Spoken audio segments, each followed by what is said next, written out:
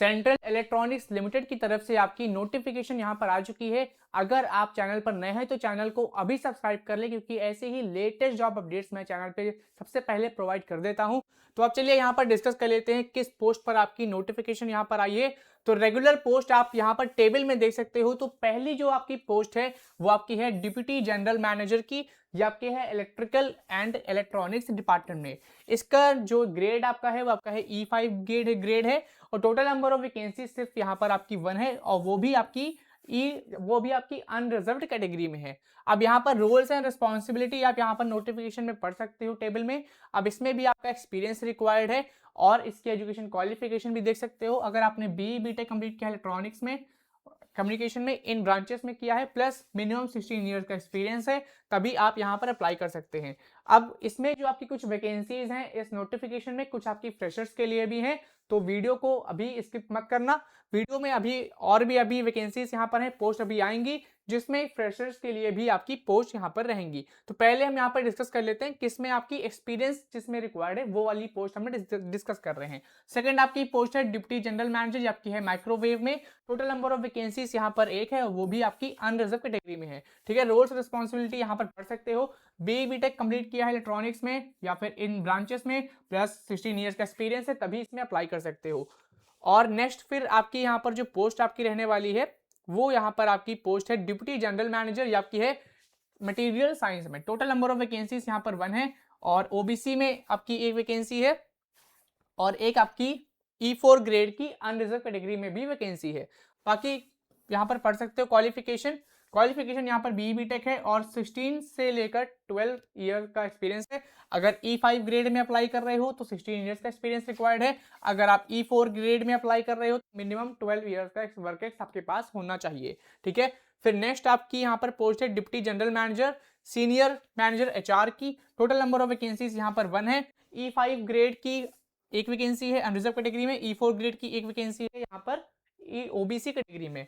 यहाँ पर एक्सपीरियंस आपका रिक्वायर्ड है, मिनिमम 16 से 12 ईयर्स का एक्सपीरियंस यहाँ पर भी रिक्वायर्ड है। डिप्टी इंजीनियर की जो पोस्ट है, डिप्टी जनरल इंजीनियर की जो पोस्ट है, इन सब में आपका एक्सपीरियंस रिक्वायर्ड है, लेकिन फ्रेशर्स के लिए भी यहाँ पर पोस्ट आपकी रहेंगी। ठीक है, अब डिप्टी इंजीनियर की यहाँ पर बात कर लेते हैं। ये आपकी है सॉफ्टवेयर डेवलपमेंट की, यहाँ पर 1 वैकेंसी है और वो आपकी है SC कैटेगरी में।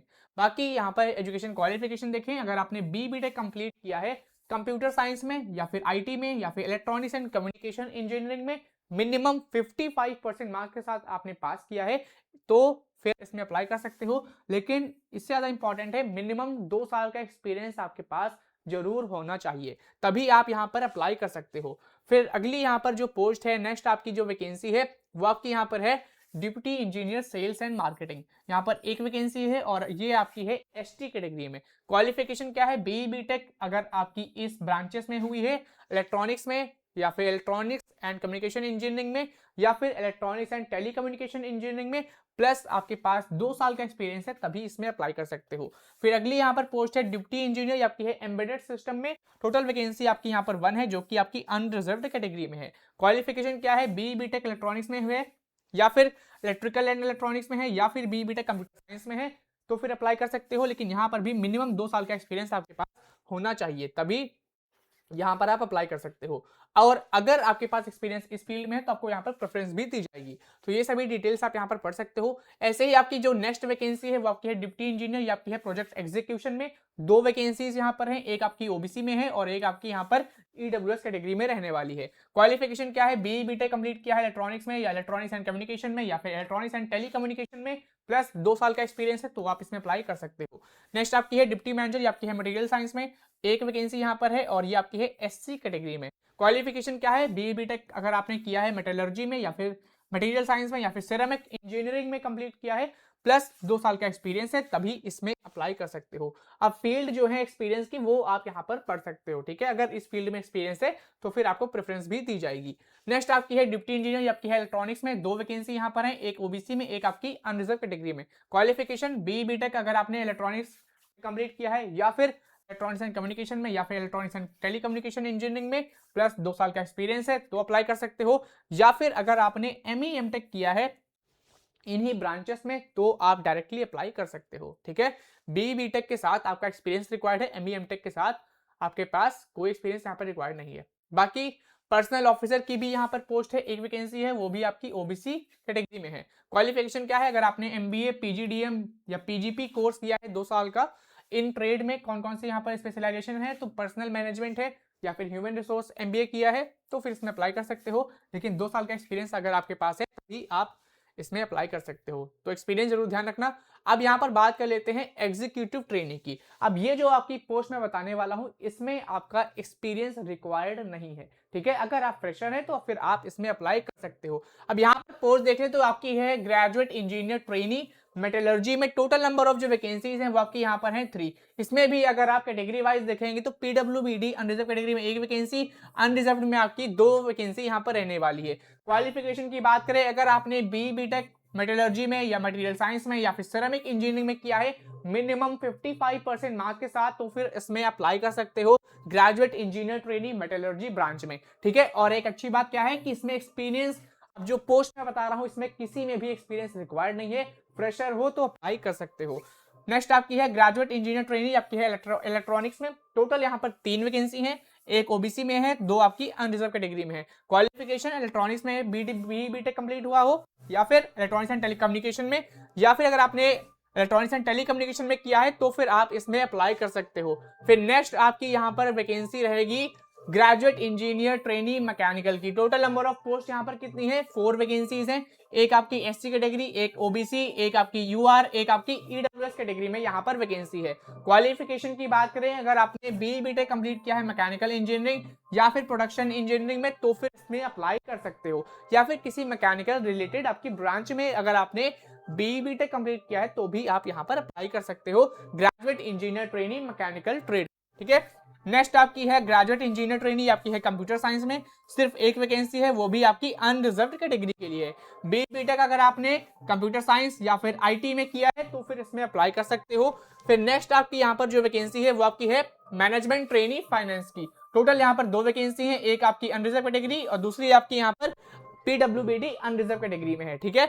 इसमें क्वालिफिकेशन क्या है, अगर आप सीए आईसीडब्ल्यूए पास है, क्वालिफाई किया है तो अप्लाई कर सकते हो, या फिर अगर आपने एमबीए इन फाइनेंस 2 साल का कोर्स किया है मिनिमम 55% मार्क्स के साथ पास किया है तो फिर इसमें आप अप्लाई कर सकते हो। फिर नेक्स्ट आपकी है मैनेजमेंट ट्रेनी, आपकी है ह्यूमन रिसोर्स में। टोटल यहाँ पर 1 वैकेंसी है जो कि आपकी अनरिजर्व कैटेगरी में रहेगी। क्वालिफिकेशन क्या है, एमबीए, पीजीपी, पीजीडीएम 2 साल का किया है तो फिर इसमें अप्लाई कर सकते हो, ठीक है। बस यही आपकी यहाँ पर क्वालिफिकेशन लिखी है। अब यहाँ पर कुछ बात कर लेते हैं रेगुलर पोस्ट की, जो कि आपकी नॉन एग्जीक्यूटिव कैडर की रहने वाली है। अब नॉन एग्जीक्यूटिव कैडर में आपके यहाँ पर ऑपरेटर ए की पोस्ट है और आपकी क्लर्क की पोस्ट है। ऑपरेटर ए की जो पोस्ट आपकी है इसमें आपका ग्रेड NE3 रहेगा। टोटल वैकेंसीज यहाँ पर 2 हैं और ये आपकी दोनों वैकेंसी किसमें है, अनरिजर्व्ड कैटेगरी में है। क्वालिफिकेशन क्या है, अगर आपने 10th पास किया है साइंस बैकग्राउंड से, मैथमेटिक्स बैकग्राउंड से, कहने का मतलब है अगर आपने पीसीएम में या पीसीएमबी में अगर आपने पास किया है 10th तो फिर आप इसमें अप्लाई कर सकते हो। प्लस 1 साल का एक्सपीरियंस यहाँ पर रिक्वायर्ड है, ठीक है। अगली यहाँ पर पोस्ट है क्लर्क सी की। टोटल वैकेंसीज यहाँ पर 2 आपकी रहेंगी, एक आपकी पीडब्ल्यूबीडी अनरिजर्व्ड में है, दूसरी आपकी अनरिजर्व कैटेगरी में है, ठीक है। और इसमें क्या क्वालिफिकेशन है, ग्रेजुएट अगर आपने किया है किसी भी स्ट्रीम में और आपको कंप्यूटर की नॉलेज है तो फिर आप इसमें अप्लाई कर सकते हो। लेकिन यहाँ पर भी मिनिमम 1 साल का एक्सपीरियंस जो है वो आपका यहाँ पर रिक्वायर्ड है। बाकी कॉन्ट्रैक्चुअल पोस्ट भी यहाँ पर आपकी लिखी हुई है, तो ये सभी आपकी जो पोस्ट रहेंगी अब जो ये सभी आपकी कॉन्ट्रैक्चुअल बेसिस पर रहेंगी। कॉन्ट्रैक्चुअल बेसिस पर आपकी कौन कौन सी पोस्ट है, तो इसमें आपकी देख सकते हो डिप्टी इंजीनियर, ये आपकी है। टोटल वैकेंसीज यहाँ पर 2 हैं। क्वालिफिकेशन बीटेक प्लस 4 साल का एक्सपीरियंस, ठीक है। और इसके अलावा भी लोकेशन आप देख लेना, कैंडिडेट शुड बी लोकल और सेटल्ड इन बेंगलोर। अगर आप बेंगलोर या हैदराबाद में हैं तो फिर आप जरूर इसमें अप्लाई करो, ठीक है। लेकिन पोस्ट आप कॉन्ट्रैक्चुअल यहाँ पर रहोगे, इस चीज का ध्यान रखना है। नेक्स्ट यहाँ पर है हिंदी ऑफिसर राजभाषा अधिकारी की, ये भी आपकी कॉन्ट्रैक्चुअल बेसिस पर है, सिर्फ 1 वैकेंसी है। क्वालिफिकेशन क्या है, MA अगर आपने हिंदी में किया है प्लस 2 साल का एक्सपीरियंस है तभी आप इसमें अप्लाई कर सकते हो, ठीक है। अब यहाँ पर बात कर लेते हैं एडिशनल, यहाँ पर जो एलिजिबिलिटी रिक्वायरमेंट है वो मैंने बता दी है, सिटीजन ऑफ इंडिया होना चाहिए, ठीक है। अब ग्रेड पे की बात कर लेते हैं, कितनी का यहाँ पर आपको सैलरी यहाँ पर मिलेगी। तो पहले बात करते हैं E5 ग्रेड की, जिसमें आपकी डिप्टी जनरल मैनेजर की पोस्ट थी। इसमें आपका जो पे स्केल है वो 80,000 रुपीज से लेकर 2,20,000 रुपीज पर मंथ तक रहने वाला है। इसमें आपका बेसिक पे जो है वो आपका 80,000 रुपीज है, और 3 साल का हर साल आपको यहाँ पर इंक्रीमेंट भी देखने को मिलेगा। तो मैक्सिमम सैलरी आपकी 2,20,000 रुपए हर महीने की रहेगी, ठीक है। अप्रॉक्स सीटीसी की अगर हम बात करें 23.87 LPA आपका यहाँ पर सीटीसी रहेगा, और अपर एज लिमिट यहाँ पर है 48 ईयर्स। अब इसमें आपके 16 ईयर्स का वर्क एक्स भी कंसीडर कर रहे हैं इस पोस्ट के लिए, ठीक है। नेक्स्ट आपकी है E4, ये आपकी कौन सी पोस्ट है, सीनियर टेक्निकल मैनेजर और सीनियर मैनेजर की पोस्ट आपकी E4 कैटेगरी में आती है। इसकी सैलरी यहाँ पर 70,000 से लेकर 2 लाख रुपीज पर मंथ तक रहेगी, और 20.94 लाख पर एनम का आपका पैकेज यहाँ पर रहेगा। 42 ईयर्स इसके लिए मैक्सिमम अपर एज लिमिट है।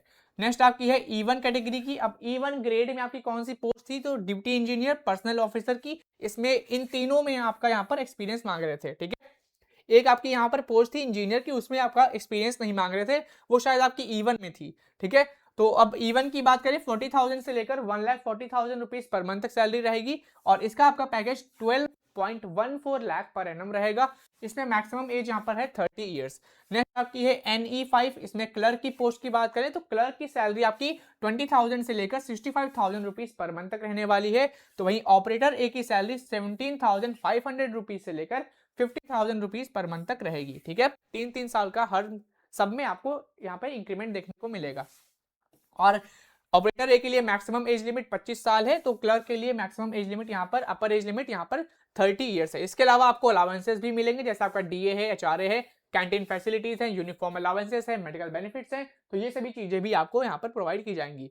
अब पोस्ट आप देख सकते हो, ठीक है, ये सब चीजें मैंने आपको बता दी है। जैसे कि अब ग्रेजुएट GTs की बात कर ली, यहाँ पर देखिए ग्रेजुएट इंजीनियर ट्रेनी का है, तो इंजीनियर को यहाँ पर फर्स्ट ईयर के लिए 40,000 रुपीज पर मंथ मिलेगा, फिर सेकेंड ईयर के लिए 45,000 रुपीज पर मंथ मिलेगा। इनके लिए मैक्सिमम अपर एज लिमिट यहाँ पर है 27 ईयर्स। मैनेजमेंट ट्रेनी की जो पोस्ट थी, इनका भी सेम है, आपका है 40,000 रुपीज पहले साल में मिलेगा, दूसरे साल में आपका 45,000 रुपए पर मंथ आपकी सैलरी रहेगी। डिप्टी इंजीनियर जो कॉन्ट्रैक्ट बेसिस पर जॉब थी, जिसमें आपका एक्सपीरियंस रिक्वायर्ड है, 75,000 रुपीज पर मंथ सैलरी यहाँ पर रहेगी उनकी, ठीक है। हिंदी ऑफिसर राजभाषा अधिकारी को यहाँ पर 60,000 प्रति महीने यहाँ पर मिलेगा, यानी कि 60,000 रुपीज पर मंथ सैलरी रहेगी, और इसके लिए अपर एज लिमिट यहाँ पर 63 ईयर्स है। तो सैलरी भी अभी हमने डिस्कस कर ली। बाकी यहाँ पर भी आपका जो है, यहाँ पर भी आपको अलाउंसेस भी मिलेंगे, ठीक है। अब यहाँ पर एक चीज ध्यान रखना, ट्रेनी आपका है, जो आपका 2 साल का एक्सपीरियंस, 2 साल का यहाँ पर जो टेन्योर आपका, एक तरह से ट्रेनी के पोस्ट पर रहोगे, ऐसा कुछ यहाँ पर लिखा है, initially as a trainee for a period of 2 years.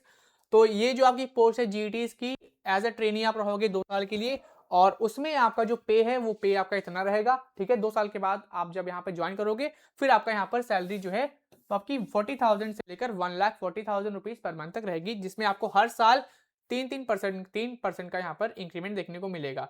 अब अपर एज लिमिट में रिलैक्सेशन प्रोवाइड की गई है, जैसे SC/ST को 5 ईयर्स, OBC नॉन क्रिमिनल्स को 3 ईयर्स, और PWBD कैटेगरी को यहाँ पर 10 ईयर्स की अपर एज लिमिट में रिलैक्सेशन भी प्रोवाइड की गई है। बाकी आप डिटेल्स जो है यहाँ पर चेक कर सकते हो, जनरल इंफॉर्मेशन, ठीक है। अब चलिए बात करें सिलेक्शन के प्रोसीजर के बारे में। तो रिटन एग्जामिनेशन आपका यहाँ पर कंडक्ट किया जाएगा, जो कि आपका CBT मोड में होगा। CBT या पेपर बेस्ड टेस्ट किसी भी मोड में आपका करा सकते हैं। ड्यूरेशन ऑफ एग्जाम की आपका 2 घंटे का पेपर रहने वाला है, और इसमें आपके 4 ऑप्शन होंगे, इसमें से एक ऑप्शन आपको टिक करना होगा। अब इसमें भी आपका पार्ट 1 जो आपका है, इसमें पार्ट 1 में आपके डोमेन नॉलेज टेस्ट रहेगा, यानी कि जिसमें भी आपने डिग्री कंप्लीट की है उसके क्वेश्चन इसमें पूछे जाएंगे, और total number of question domain knowledge test में 60 रहेंगे। एप्टीट्यूड टेस्ट में आपके 40 क्वेश्चन यहाँ पर रहने वाले हैं, ठीक है। अब एप्टीट्यूड टेस्ट में आपके 40 क्वेश्चन रहेंगे, लेकिन इस एप्टीट्यूड टेस्ट में आपके कौन कौन से सेक्शन है, तो जनरल इंग्लिश है, रीजनिंग है, क्वांटिटेटिव एप्टीट्यूड है, जनरल अवेयरनेस है। तो इसके क्वेश्चन आपके 40 यहाँ पर रहेंगे, और हर एक क्वेश्चन आपका 1 नंबर का रहेगा। तो कहने का मतलब है 100 क्वेश्चन आएंगे 100 नंबर के, जिसमें से 60 क्वेश्चन आपके यहाँ पर डोमेन स्पेसिफिक के हैं, 40 क्वेश्चन आपके English, reasoning, quantitative aptitude, general awareness के रहने वाले हैं, ठीक है। अगर आपको गलत आंसर देते हो तो आपको यहाँ पर नेगेटिव मार्किंग भी यहाँ पर देखने को मिलेगी, 0.25 मार्क्स आपका यहाँ पर डिडक्ट किया जाएगा। और इसमें भी आपको मिनिमम हर एक पार्ट में यहाँ पर कट ऑफ भी आप देख सकते हो इतना कि मिनिमम आपको यहाँ पर स्कोर करना ही होगा। जैसे कि मिनिमम 50% मार्क्स आपको स्कोर करना होगा पार्ट 1 पार्ट 2 दोनों में, ठीक है, तभी आप शॉर्टलिस्ट किए जाओगे पर्सनल इंटरव्यू के लिए। अब पर्सनल इंटरव्यू के लिए भी यहाँ पर है। इसके अलावा एक और चीज, मिनिमम क्वालिफाइंग मार्क्स में आपको रिलैक्सेशन प्रोवाइड की जाएगी। किसको? SC ST OBC और WBD को यहाँ पर 10% की कुछ यहाँ पर रिलैक्सेशन प्रोवाइड की गई है रिटन एग्जामिनेशन में, ठीक है। तो इसको जो क्वालिफाई कर लेगा CBT पेपर, वो जाएगा नेक्स्ट राउंड में, जो कि है आपका पर्सनल इंटरव्यू। अब पर्सनल इंटरव्यू भी यहाँ पर देख लो, गाइडलाइंस आपकी में लिखी है। फाइनल जो मेरिट लिस्ट आपकी यहाँ पर प्रिपेयर की जाएगी, उसमें आपका रिटन एग्जामिनेशन का वेटेज आपका 85% रहेगा। तो वहीं पर्सनल इंटरव्यू का जो वेटेज है वो आपका यहाँ पर 15% रहने वाला है। ये हम सिलेक्शन के प्रोसेस की बात कर रहे हैं ग्रेजुएट इंजीनियर ट्रेनी और मैनेजमेंट ट्रेनी की पोस्ट के लिए, ठीक है। इसके अलावा अगर आप डिप्टी इंजीनियर या फिर पर्सनल ऑफिसर की ट्रेड में अप्लाई कर रहे हो, इन दोनों पोस्ट में अप्लाई कर रहे हो, तो फिर रिटन एग्जामिनेशन का 70% वेटेज रहेगा। पर्सनल इंटरव्यू का यहाँ पर 30% वेटेज रहने वाला है। इसके अलावा officer of appointment pre employment medical examination, ये भी आपको कंडक्ट किया जाएगा, ठीक है। अगर आप मेडिकली फिट पाए जाते हो तो फिर आपको यहाँ पर सेलेक्ट किया जाएगा। बाकी सिलेक्शन प्रोसीजर नॉन एग्जीक्यूटिव जो आपकी पोस्ट थी, इसका भी आप देख सकते हो। इसमें भी आपका रिटन एग्जामिनेशन होगा। रिटन एग्जामिनेशन के बाद आपका यहाँ पर और सेकंड फेज भी आपकी होगी। तो पहले बात कर लेते हैं रिटन एग्जामिनेशन की। 2 घंटे का पेपर रहेगा। इसमें भी आपका सेम है, टेक्निकल सब्जेक्टिव नॉलेज 60 क्वेश्चन यहाँ पे रहेंगे और एप्टीट्यूड टेस्ट के 40 क्वेश्चन रहेंगे। अब एप्टीट्यूड टेस्ट में कौन कौन से पोर्शन है? जनरल इंग्लिश है, रीजनिंग है, क्वांटिटेटिव एप्टीट्यूड है और आपकी जनरल अवेयरनेस यहाँ पर रहने वाली है। एक क्वेश्चन 1 नंबर का रहेगा। कहने का मतलब यहाँ पर भी 100 क्वेश्चन आपके रहेंगे। अगर आपको ये एग्जाम क्वालिफाई करना है CBT पेपर, तो आपको मिनिमम 40% नंबर यहाँ पर लाने होंगे। अगर आप SC ST PWBD category candidates हो तो आपको यहाँ पर 5% की रिलैक्सेशन भी प्रोवाइड की गई है, ठीक है। और इसके अलावा यहाँ पर कैसे क्या अप्लाई करना होगा, तो इसकी ऑफिशियल वेबसाइट पर जाना होगा celindia.co.in, इस पर आप जाकर अप्लाई कर सकते हो। अब सेकंड जो राउंड इसमें है वो आपका है ट्रेड टेस्ट प्रैक्टिकल एग्जामिनेशन। इसके बाद आपकी जो फाइनल मेरिट लिस्ट प्रिपेयर की जाएगी, उसका जो वेटेज है वो देख लो। रिटन एग्जामिनेशन का 60% वेटेज है।